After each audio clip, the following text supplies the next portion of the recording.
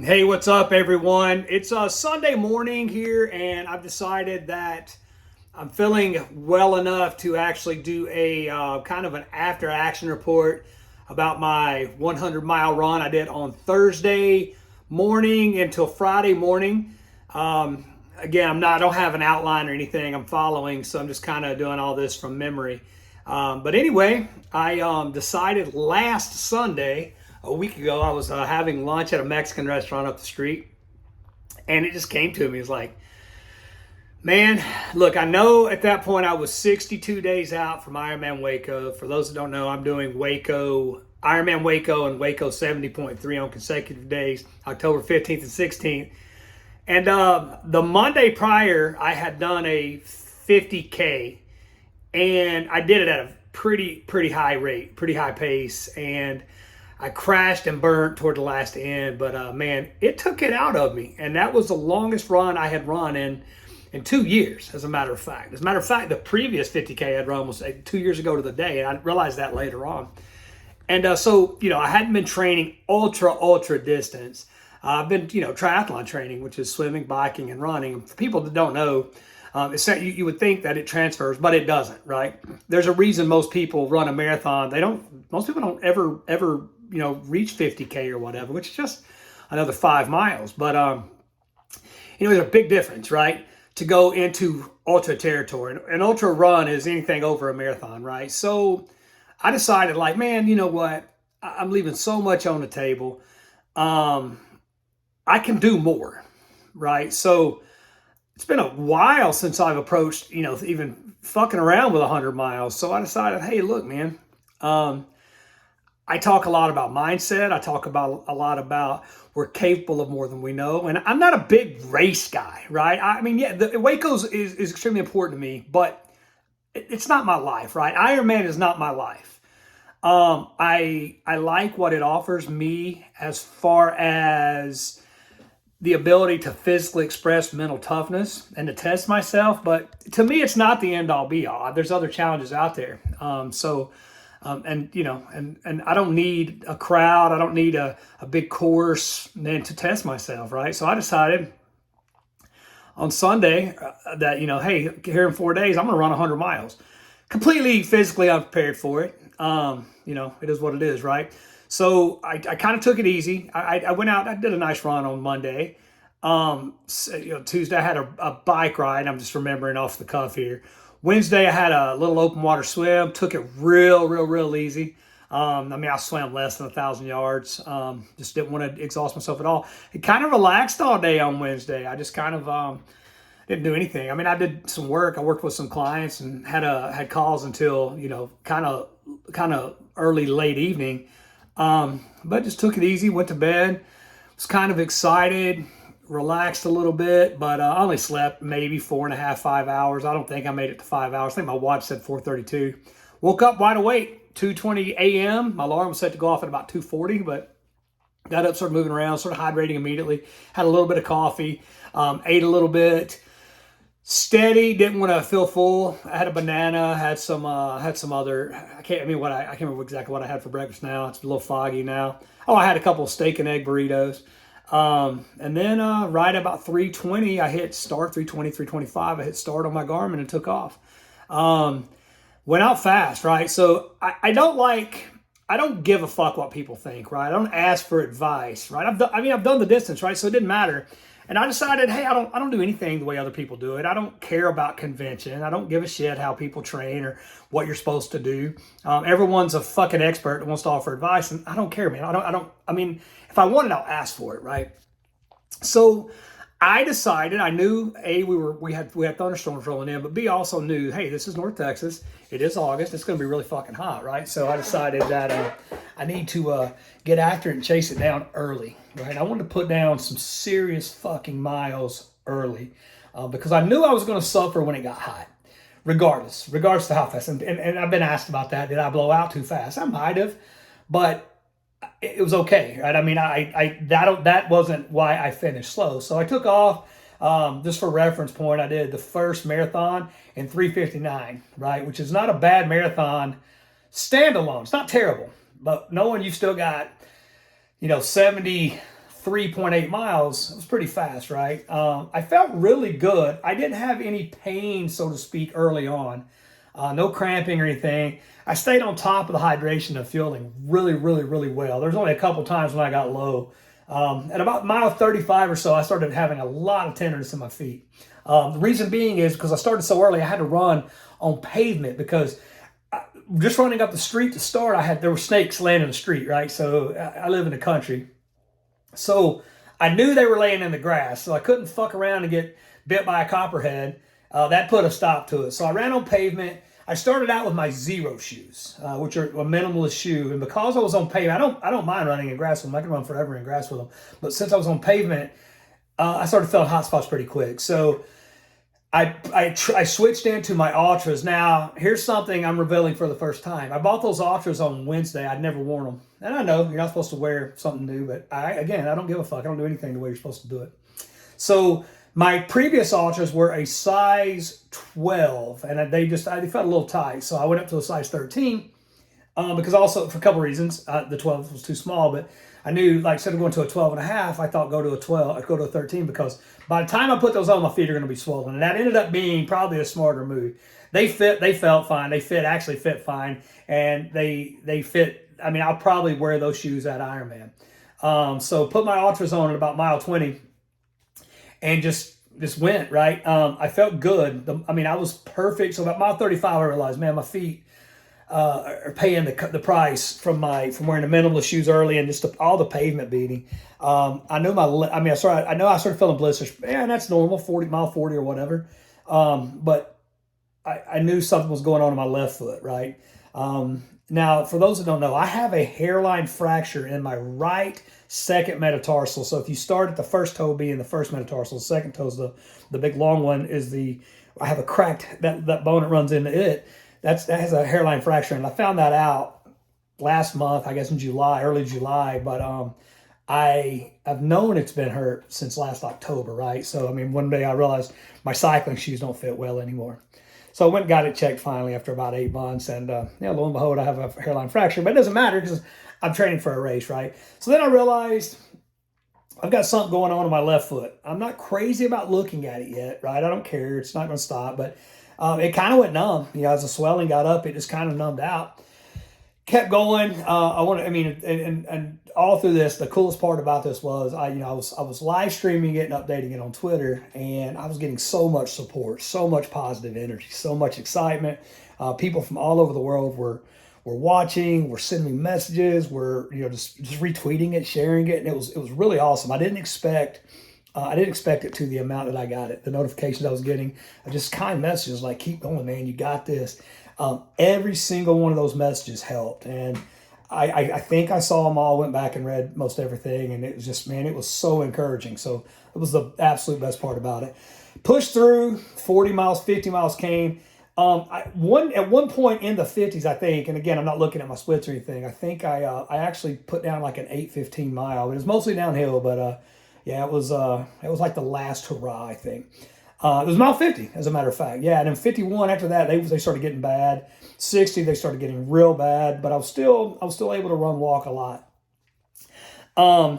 70s, man, that was rough. I did have at the end of the 60s, early 70s, I think I had a 3-mile stretch where I did like 3 miles in like 39 or 40 minutes, which again, at that pace isn't bad because I haven't been that deep in the water in a long time, right?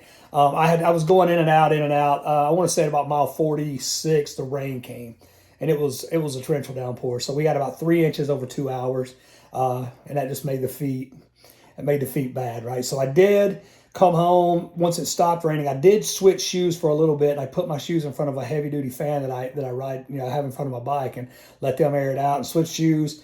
Ran, came back, about mile 75-ish. I came home and it was 76, as a matter of fact, 76 and a half. I came home, my shoes were dry. I decided to wash my feet, and that was the first look I got at the blisters. I actually posted it on Twitter. And that was when my buddy Chris and Brian from Twitter showed up to help try to get me home. Now, changing shoes, washing my feet and everything, I realized I'm hurting, right? I put the shoes back on, but I realized how bad my left foot was. It was swollen. I have very vascular feet, meaning you can see the the blood vessels in it.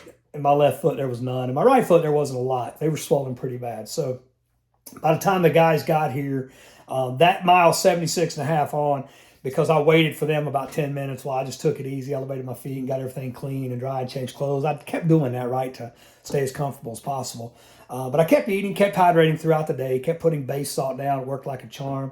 The Scratch Labs, the hyper hydration mixed, kept me feeling good as far as hydration goes. And, I did as much as I could as far as getting protein down, but I kind of lost my stomach for it later on. So when Brian shows up at mile 76 and a half, I want to say I did the first 76 and a half miles in 15 hours. And I'll give you some context on that here toward the end here, which is fast, right? I mean, going over 5 miles an hour, an average of over 12-minute miles for the first 76 miles. I'm extremely proud of that, right? My legs, everything felt fine. Everything, all the pain was in my feet. My cardio, my heart, my energy were through the roof, right? One thing people kept noticing was every picture I took, every video I took, I was smiling, right? And that's something I do. I did an Ironman too. Smile at the pain. It doesn't make it go away, right? But it does make it, it doesn't make it worse. I promise you that. So try that. If when you're pain, you're hurting, smile. I did the entire fucking day, and there were times where I did not want to smile, right? So they came, and by this point, about all I could do was walk. But we were still walking 18, 20s, right? 18, 20-minute miles. After about 5 or 6 miles, coming into the early 80s, we decided to run like a quarter of a mile downhill, and I realized that was it, right? I realized I had that pain in my foot's fucking bad, right? So came back, we ate, started loading up, and then we'd go a mile or whatever. Y'all have never been in my neighborhood, obviously, so you don't know this, but Brian never realized it, that no matter when you leave my house, you go up a hill. So I've got 3 ways you can go, and I live in the bottom of a 3-way area. So that hill, which the grade's probably 3 degrees or whatever, but it might as well have been Mount Everest by the time I was walking up it, right? So it was a struggle. So Chris hung out with us for a couple of hours. He left, but Gates got there for me, it was about the 15-hour mark, and he kept me the whole way. I know Chris had to work the next morning at 5 a.m., so not his problem, not his fault. I appreciate him showing up at all. But Gates brought the Hawaiian rolls and the ham, and man, that stuff was like filet by that point. It tasted so good, and the going was slow. I mean, we got to a point to where toward the end we were doing 25, 30-minute miles. It was not good. I mean, a lot of that, there was stopping. There were me getting my feet up, me changing shoes. I felt the pressure. I had to keep loosening my shoestrings up because my left foot began to swell a lot, right? So after we went up one point, we loaded up. He was carrying a lot of hydration for me too, man. Kid's an awesome guy. And we just went up there, and he commented later that I never stopped smiling. I was joking. A lot of it was probably just delirium, but we walked around. We were on top of the hill in my neighborhood, and we're walking around my neighborhood park. There's a pond out there, and it's 2:30, 2 in the morning, 1 or 2 in the morning, and we're just walking back and forth, back and forth. It's about a half mile each way, 4/10 of a mile each way. So every time we'd walk and we'd get back, we realized we're that much closer, And then when we had no more hydration, no more fuel, we'd come back to the house. Well, got to a point about 4.25 miles out that, dude, I was like, I don't think I can go back up that hill. My foot is fucked at this point. And I've got these giant bubble blisters on every toe, because I run on my toes. And all of the pads on my feet are totally bubbled up, right?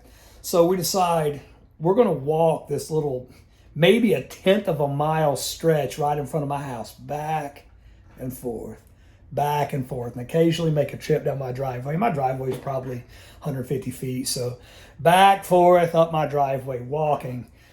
And I know this kid wanted to run. I mean, he's getting ready for an ultra race, and here I am walking 2.5 miles an hour. We walked 4 miles in about a 100 square foot area, 300 square foot area. It wasn't big, right? But finally, as it started ticking down, it hit me like, holy fuck, I've done it. If it weren't for my foot, now I don't think this had anything to do with me going out fast. I think it was because I was on pavement 85 or 90 miles of the 100. I think I could have wrapped this up at 21 or 22 miles. or 22 hours, but I didn't. I mean, it took 25 hours right at 5 minutes or so.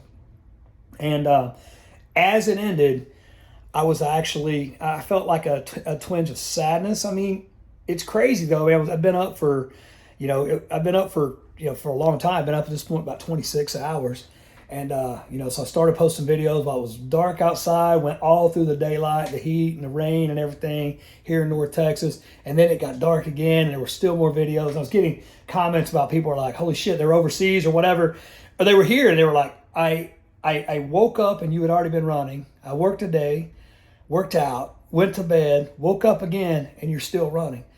And just it was just the kind words and the praise and the things that people were saying to me was completely, it was emotionally overwhelming and it fed me, right? So Brian came in, he helped me pick up the house a little bit. It looked like a fucking race aid station. Shit was everywhere. So appreciative of that.